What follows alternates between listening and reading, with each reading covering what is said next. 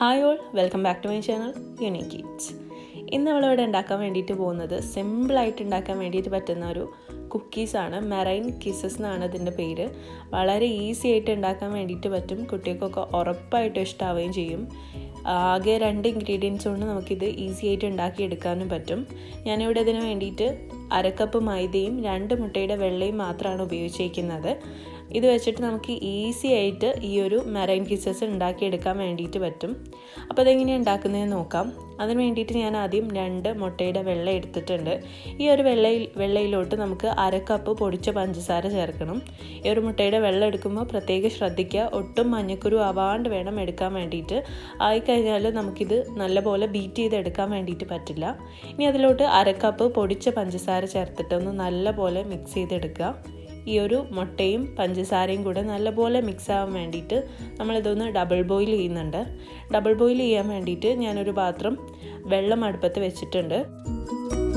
ഈ വെള്ളം നല്ലപോലെ തിളച്ച് വരുന്ന സമയത്ത് ഹീറ്റ് റെസിസ്റ്റൻ്റ് ആയിട്ടുള്ള ഒരു പാത്രം മുകളിൽ വെച്ചിട്ട് നമുക്കിതൊന്ന് ഡബിൾ ബോയിൽ ചെയ്തെടുക്കണം. നല്ലപോലെ തിളച്ച വെള്ളത്തിൻ്റെ മുകളിൽ ഇത് വെക്കുന്ന സമയത്ത് തീ ഒന്ന് കുറച്ചിടുക. എന്നിട്ട് നല്ലപോലെ മിക്സ് ചെയ്തെടുക്കുക. ആ ഒരു മുട്ട ഒട്ടും ചൂടാവേണ്ട, ചെറിയ രീതിയിലൊരു ചൂട് തട്ടിയാൽ മതി. നമ്മുടെ കൈയൊക്കെ വെക്കുന്ന സമയത്ത് വളരെ ചെറിയൊരു ചൂടുണ്ടായാൽ മാത്രം മതി. എന്നിട്ട് അതിൽ വെച്ചിട്ടൊരു വിസ്ക് വെച്ച് നല്ലപോലെ അതൊന്ന് മിക്സ് ചെയ്തെടുക്കുക.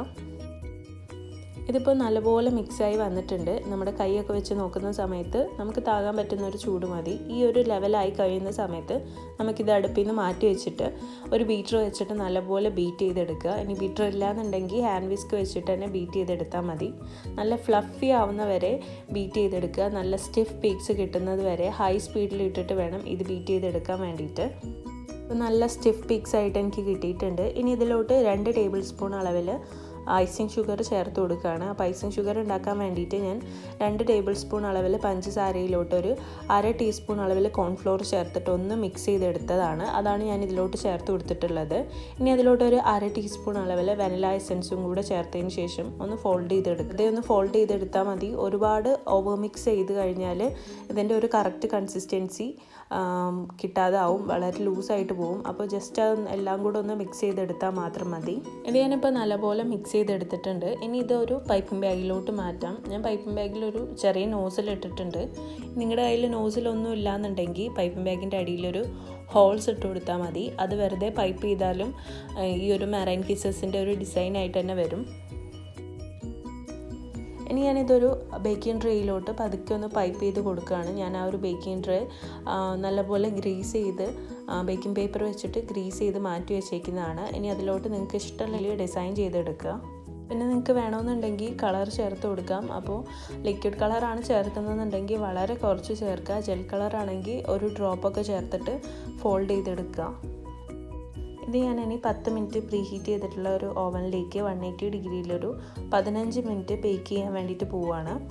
അതേപോലെ തന്നെ നിങ്ങൾ ഗ്യാസ് സ്റ്റൗവിൽ വയ്ക്കുകയാണെങ്കിൽ ആ ഒരു പാത്രം നല്ലപോലെ ഒരു 10 മിനിറ്റ് പ്രീ ഹീറ്റ് ചെയ്തിട്ട് വേണം ഗ്യാസ് സ്റ്റൗവിലോട്ട് വയ്ക്കാൻ വേണ്ടിയിട്ട്.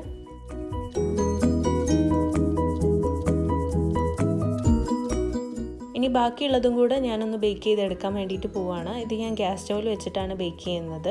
അപ്പോൾ അതും 10 മിനിറ്റ് പ്രീ ഹീറ്റ് ചെയ്തിട്ട് നമുക്കൊരു 15 മുതൽ 20 മിനിറ്റ് വരെ ഒന്ന് ബേക്ക് ചെയ്തെടുക്കാം.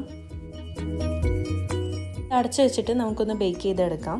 അപ്പോൾ ഇത് രണ്ടും ഈ ഒരു 20 മിനിറ്റ് കഴിഞ്ഞ് ബേക്ക് ചെയ്ത് കഴിഞ്ഞാലും ഒരു 1 അവർ കഴിയാണ്ട് ഇത് നമ്മൾ എടുക്കാൻ വേണ്ടിയിട്ട് പാടില്ല. 1 അവറിൻ്റെ മുന്നേ നമ്മൾ എടുത്തു കഴിഞ്ഞാൽ ഇതെല്ലാം കൂടെ പൊട്ടിപ്പോവും. അല്ലാന്നുണ്ടെങ്കിൽ ഉൾഭാഗം വെന്തിട്ടുണ്ടാവില്ല. ഞാനതിന് മുമ്പ് അതൊന്ന് എടുത്ത് നോക്കിയ കാരണമാണ് അതെല്ലാം കൂടെ പൊട്ടിപ്പോയത്. അപ്പോൾ അതിൻ്റെ മുമ്പ് 1 അവറിൻ്റെ മുമ്പ് അത് എടുക്കാണ്ടിരിക്കുക. അങ്ങനെ എടുക്കാണ്ടിരുന്നാൽ നല്ല പെർഫെക്റ്റ് ആയിട്ടുള്ള മെറൈൻ കിസസ് നമുക്ക് കിട്ടും.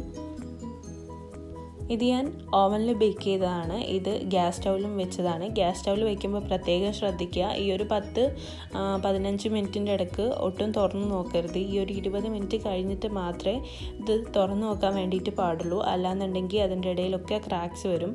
ബേക്ക് ആയോന്ന് തൊട്ട് നോക്കണ്ട. ഒരു 20 മിനിറ്റ് കഴിയുമ്പോൾ ഇത് കറക്റ്റ് ബേക്ക് ആവും. പിന്നെ അതേപോലെ ഗ്യാസ് സ്റ്റൗ ഓഫ് ചെയ്തിട്ട് വെച്ചാൽ മതി. അപ്പോൾ നമുക്ക് ഈസി ആയിട്ട് ഉണ്ടാക്കിയെടുക്കാൻ വേണ്ടിയിട്ട് പറ്റുന്നൊരു കുക്കീസാണിത്. ഒരുപാട് ഇൻഗ്രീഡിയൻസ് ഒന്നും ഇതിന് വേണ്ട. അപ്പോൾ എല്ലാവരും ഒന്ന് ട്രൈ ചെയ്ത് നോക്കുക. പിന്നെ നിങ്ങൾക്ക് ഈ വീഡിയോ ഇഷ്ടമായി എന്നുണ്ടെങ്കിൽ ലൈക്ക് ചെയ്യുക, കമൻറ്റ് ചെയ്യുക, ഫ്രണ്ട്സ് ആൻഡ് ഫാമിലിക്കൊക്കെ ഇതൊന്ന് ഷെയർ ചെയ്ത് കൊടുക്കുക.